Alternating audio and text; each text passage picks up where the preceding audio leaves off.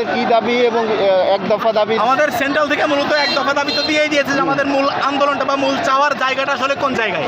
আমাদের সেই চাওয়ার জায়গাটা পূরণ হলে আমরা রাজপথ ছেড়ে দিব। যতক্ষণ পর্যন্ত এই আন্দোলন শেষ না হচ্ছে, আমাদের দাবিগুলো না মানা হচ্ছে, ততক্ষণ পর্যন্ত আমরা রাজপথ ছাড়বো। এই আশা যদি প্রধানমন্ত্রী শেখ হাসিনা করে থাকেন তবে তিনি ভুলের স্বর্গে বসবাস করছেন বলে আমরা মনে করি। তাদের দাবি ছিল কোটা সংস্কার আন্দোলন, সেখান থেকে শেখ হাসিনার পদত্যাগের আন্দোলন কিভাবে পরিণত হলো? আন্দোলন করতে গিয়ে যদি প্রথমেই কোটাটা সংস্কার হয়ে যেত তাহলে এত দূর পর্যন্ত নিশ্চয়ই আসতো না। কিন্তু কোটা সংস্কারকে কেন্দ্র করে যে আমাদের ভাই বোনেরা এতজন শহীদ হলো, তাদের রক্তের বিনিময়ে আমরা নেব না? তাদের রক্তের মূল্য নেই? সেই রক্তের মূল্য আমাদের চাই।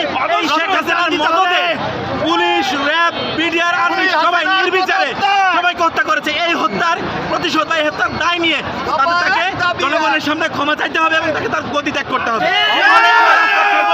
এর আগে রাজপথ ছাড়ার কোনো চিন্তা আসবে না। আন্দোলন চলছে, চলবে। আমরা গতকালকে শুনলাম প্রধানমন্ত্রী আপনাদের সাথে আলোচনার একটি প্রস্তাব দিয়েছেন।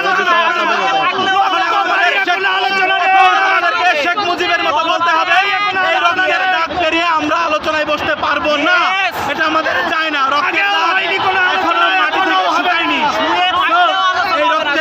রক্তের প্রতিটা ভোটার মূল্য আমাদেরকে দিতে হবে।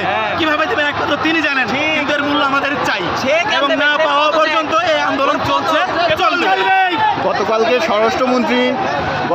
স্বরাষ্ট্রমন্ত্রী বলেছেন যে তিনি প্রয়োজনে পদত্যাগ করতে রাজি। আপনারা এটা অ্যাপ্রিসিয়েট করেন কিনা? যদি সবাই পদত্যাগ করে আমরা খুশি। এখন কি শুধু স্বরাষ্ট্রমন্ত্রীর পদত্যাগ হলে হবে না, পুরো মন্ত্রিসভা পদত্যাগ করা? আমাদের যতগুলো দল, আমাদের দফাতে যতগুলো ছিল যে কাদের সরাইতে হবে, তাদের প্রত্যেকটা সরাতে হবে। খুনের বিচার করতে পারে না। এই ভাঙতে শুরু করছে।